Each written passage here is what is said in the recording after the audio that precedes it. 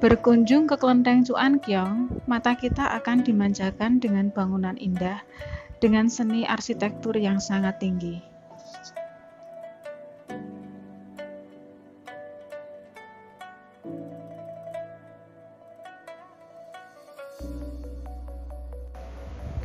Kelenteng Cuan Kiong tampak kokoh walau berusia ratusan tahun. Tak ada catatan pasti kapan kelenteng tertua di Lasem ini dibangun. Penjarahan oleh tentara Belanda pada masa penjajahan diyakini turut menghilangkan bukti sejarah tersebut.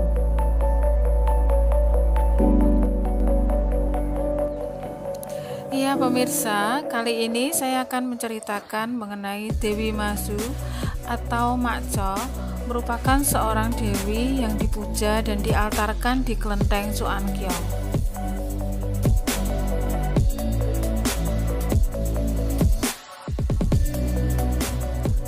Tapi pemirsa, sebelum saya menceritakan mengenai Dewi Mazu, jangan lupa like, subscribe, dan komen sebanyak-banyaknya di channel ini supaya channel ini bisa ngasih tahu kamu mengenai cerita-cerita Lasem selanjutnya. Sebelum kita lanjut, kita tonton yang satu ini dulu. Yuk.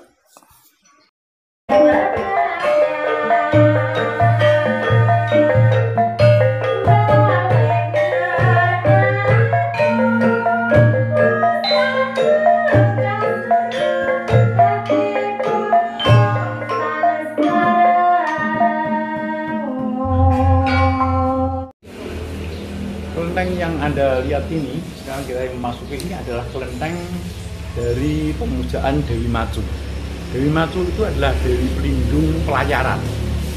Dulu pada waktu leluhur-leluhur orang Tionghoa berangkat dari daratan Tiongkok untuk berangkat ke Asia Tenggara, itu dia melewati suatu lautan yang luas, sehingga pada waktu itu karena teknologi masih primitif sekali, sehingga andalannya itu hanya kita menghadapi bahaya-bahaya di tengah lautan, andalannya hanya berdoa. Lalu pada waktu itu tiap-tiap kapal di belakangnya itu ada altar untuk Dewi Mazu. Nah, begitu dia sampai di tempat yang dituju, di tempat permukimannya, dia sudah mapan di situ. Arca-arca itu diturunkan dan dibikinkan kelenteng pemujaan di tempat pemukimannya baru. Dan kelenteng itu merupakan pusat permukiman untuk berkumpul secara sosial, untuk bermukim apa-apa, dan kemudian sesudah keadaan mulai membaik, mereka bisa meningkatkan kelenteng itu, diperbaiki sehingga sampai terakhir mencapai bentuknya yang sekarang ini. Dewi Laut atau dikenal juga dengan sebutan Mazu merupakan sosok yang disembah oleh penduduk pesisir pantai tenggara Tiongkok seperti Taiwan, Guangdong, Zhejiang, serta daerah yang berdekatan dengan Asia Tenggara. Selain itu, Dewi Laut juga dipercaya sebagai penyelamat para nelayan di lautan lepas.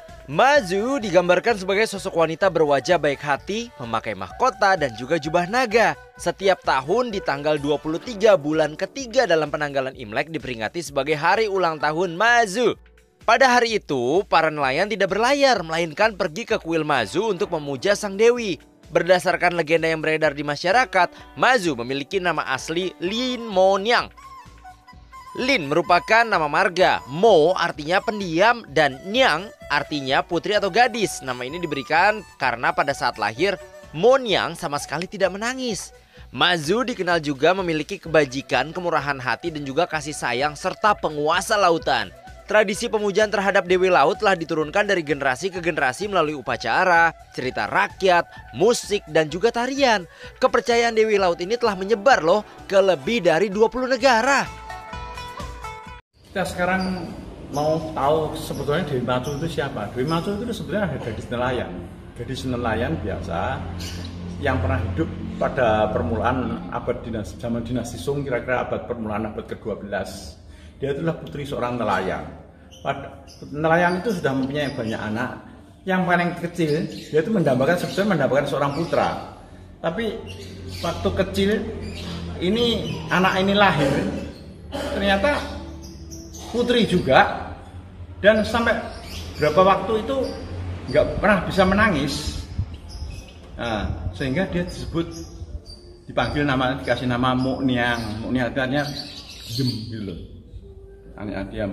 Kemudian dia tuh ternyata kemudian saking pinternya itu dipanggilkan guru sekolah, itu pintar sekali, dia sudah bisa membaca kitab-kitab suci dan lain-lain, itu sudah pintar kitab suci dan pandai sekali pengobatan, sehingga banyak orang-orang desa situ kan tinggal di pinggir pantai, banyak orang itu datang minta berobat, kemudian banyak berobat dengan dia kalau sakit, dan dia bisa meramalkan tentang cuaca. Ini hari ini wah cuacanya bagus, kalau kalian mau ini Dewi ini bisa memberi pertolongan seperti itu. Nah, pada suatu hari, pada waktu hujan dan badai besar, si gadis ini pamitan sama orang tuanya, kemudian mau pergi begitu aja. Kemudian setelah itu ceritanya sudah nggak kembali lagi. Nah, orang-orang menganggap kemudian dia ternyata diangkat naik ke surga, katanya itu jadikan dewi untuk melindungi lautan, dan terus dibikinkan ramai-ramai orang karena mengingat jasanya, dibikinkan kelenteng di situ. Sampai sekarang kelentengnya itu masih ada, dan orang-orang asal mau pergi ke tengah laut kemana dia mesti meminta perlindungan dari arca dari Budaya Maju itu, membawa arcanya, bawa kemudian taruh di kapal dan lain-lain untuk memulai perjalanan. Jam begitu. Karena Dewi Maju itu pun ada dewi seorang dewata wanita, maka lambangnya adalah burung phoenix. Di sini digambarkan burung phoenix di kiri kanan kelenteng ini, burung dewa. Burung phoenix itu adalah burung yang legendaris ya, burung mitologi yang melambangkan kesucian, kebesaran seorang wanita. Namanya lambangnya itu, tulisannya di kelenteng ini ada Dinsang Semu, itu sebutan untuk Dewi Maju. Artinya itu permaisuri dari langit.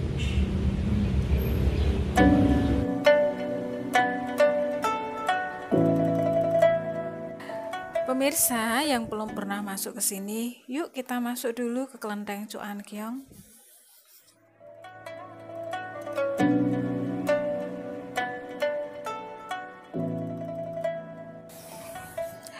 Ada banyak sekali mural dan ukiran di kelenteng Cuan Kiong ini. Konon kabarnya, ukiran-ukiran yang berada di dinding dan atap kelenteng ini adalah hasil karya orang-orang Guangdong yang didatangkan langsung untuk membuat ukiran-ukiran di kelenteng Cuan Kiong ini.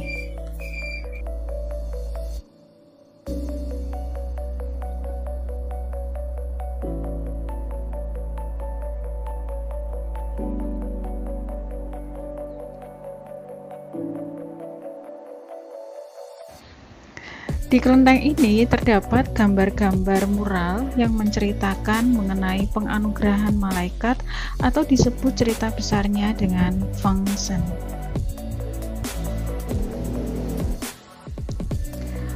Gambar di dinding ruang kelenteng ini dibuat pada tahun Guangxu ke-26 atau 1901 Masehi, merupakan tahap akhir pemugaran. Seluruhnya terdiri dari 100 gambar, dengan membawa judul persis sama dengan 100 bab yang ada dalam novel aslinya.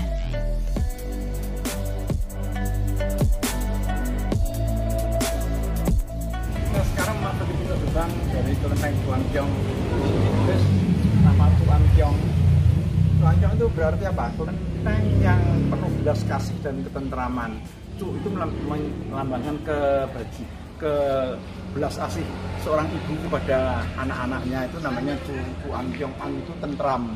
Nah, Kiong itu berarti istana ketentraman ibu dan anak, itu bisa disebut seperti itu.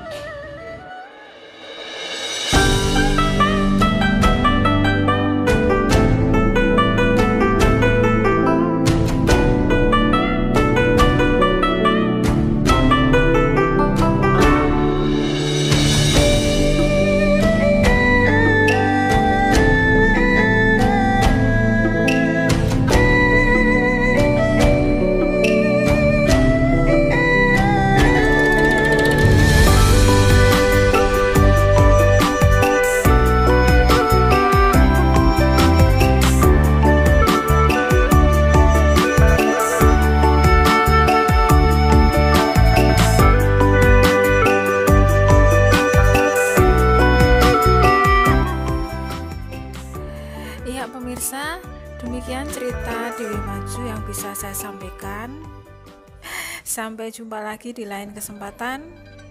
Tunggu cerita-cerita Lasem selanjutnya.